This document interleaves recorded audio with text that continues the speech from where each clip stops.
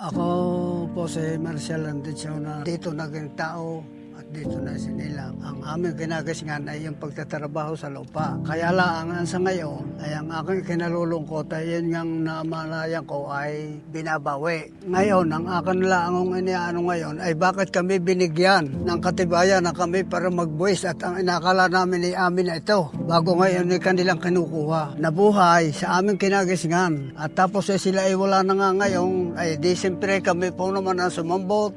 At ako na po ang umabot nitong bigyan nitong individual na kluwang ito na para maging amin at bago ngayon ay dumating nga ang puntos na ito. Kaya pa paano ho ba ang mangyayari dito? Kaya yan po ang hinihiling ko sa inyo, tulungan ninyo kami at kami naman ay ito, nagbabayad ng buwis. Talagang nasa inyo ang aming kalunasan mapapunta sa amin, ang katunayan na ito ay amin. Kaya kami talagang hindi pwedeng umalis dito. Kaya Pangulo, kami tulungan ninyo sa pangyayaring ito at talaga ho naman kami ay masyadong nakakaawa naman.